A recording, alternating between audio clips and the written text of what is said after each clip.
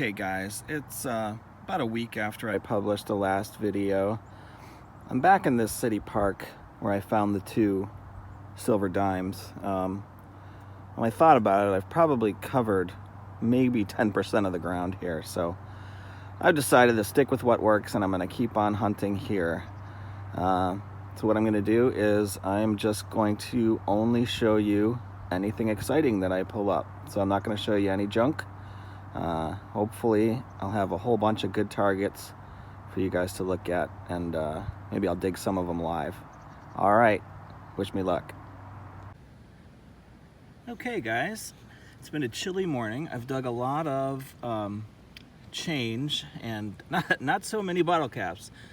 I'm getting better at translating that signal. But this is interesting. This was real deep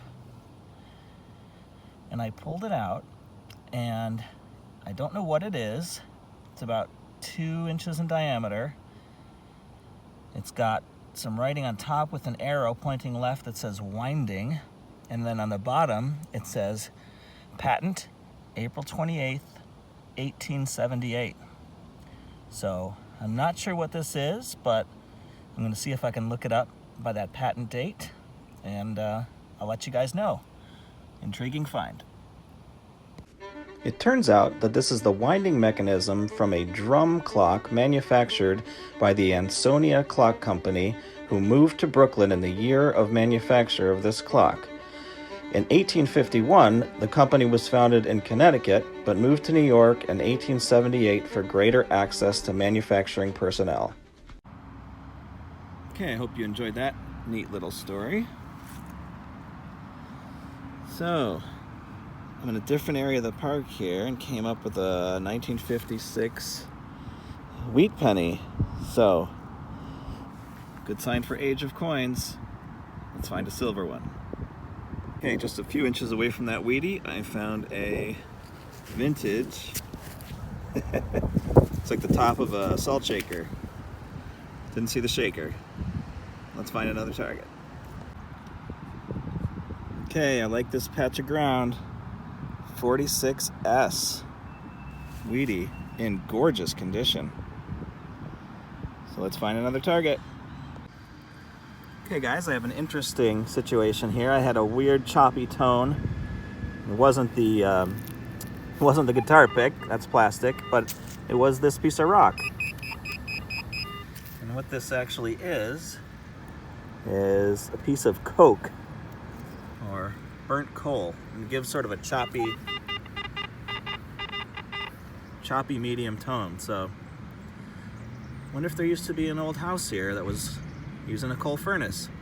Anyway, pretty interesting. Let's find another target.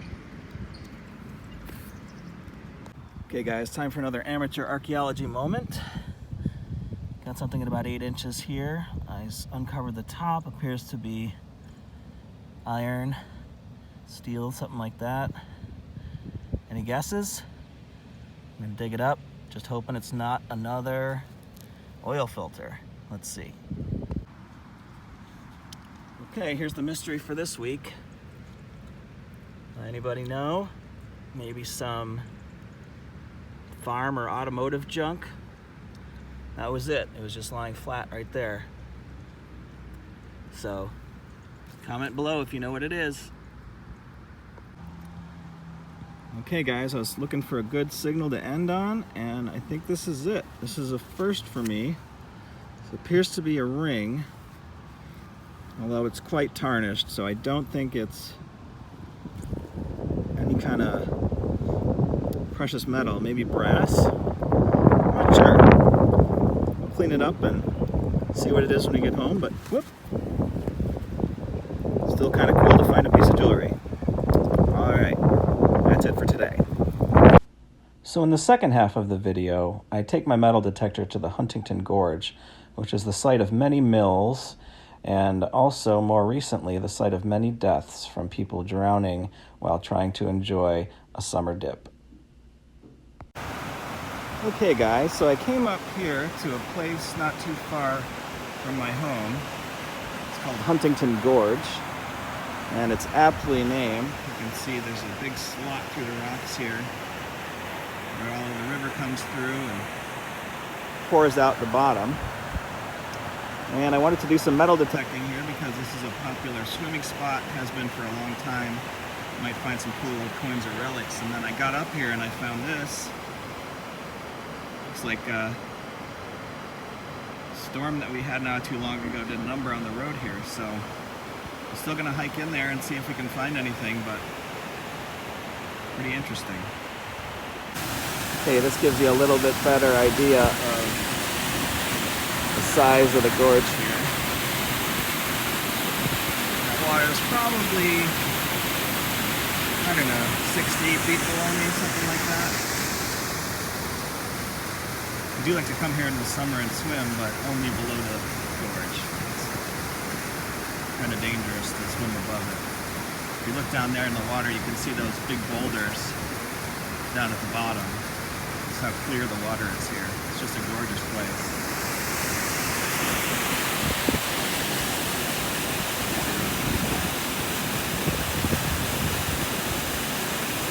Okay, well this is pretty interesting. You can see the broken road from below.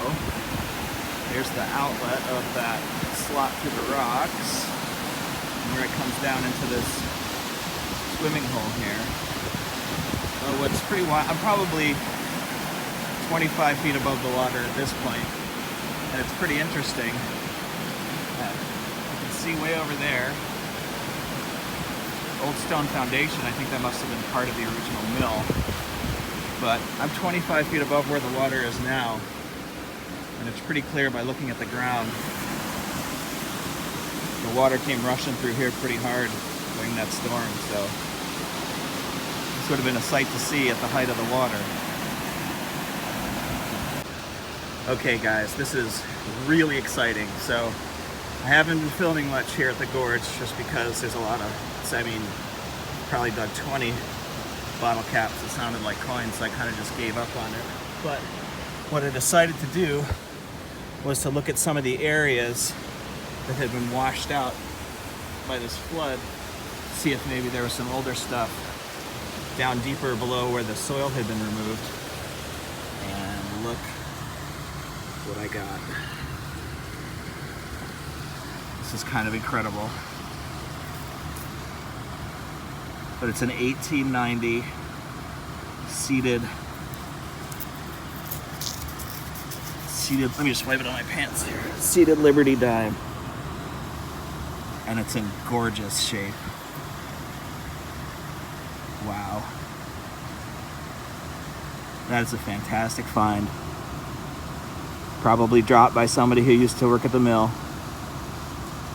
And this storm just happened to take enough dirt off the top for my machine to see it. It was still pretty deep. Still about 7 inches, but I don't know how much soil got removed. Anyway, incredible find here at the gorge. I think I'm gonna wrap it up. I've been here for about 2 hours, but totally worth every minute. Okay guys, this will serve as a quick wrap up here. Some of the finds that I've kept here from the hunts going into this video. As usual, a pile of modern change. Coins are pretty much everywhere. That's why it's so cool when we find an older one. Some brass pieces, an old buckle, that sort of thing. This is that hot rock, piece of burnt coal that gives off a signal to the metal detector that says it's, you know, could be nickel, could be gold. It's kind of interesting to find that. Here's the winding piece to that Ansonia clock. Interesting to find that fairly deep on a baseball field. Here's what appears to be about a .30 caliber fired bullet that I found also on the baseball diamond, so I'm guessing that's pretty old. This is that copper ring, which is interesting. It's definitely jewelry. It's got a sort of a soldered closure there. It's comfortable. It's comfortable to wear. It doesn't quite fit all the way onto my pinky. It's kind of small. I'm guessing that's probably pretty early 19th century. So interesting find. People did wear copper, brass, and tomback wedding bands back then if they didn't have a whole lot of money. And And then my two favorite coins from this set of videos, the 1946 S wheat penny, which is in gorgeous condition. Kind of cool to think that that came from San Francisco, was probably dropped pretty soon after it was minted in some high, dry, sandy soil and just stayed there in gorgeous condition. And then finally, of course, we've got the seated Liberty dime from 1890 found at the Gorge. Just a great find, beautiful coin. Actually the second oldest dime that I've found, the oldest being from 1814, but this one is in much better condition, so kind of cool. All right, thanks for watching, guys. Like, share, and subscribe, and I plan to make more metal detecting videos while weather permits, and then after that, this winter, I have a couple of small little history videos planned where I'll talk about some of the history of the area around my house. So keep an eye out. All right.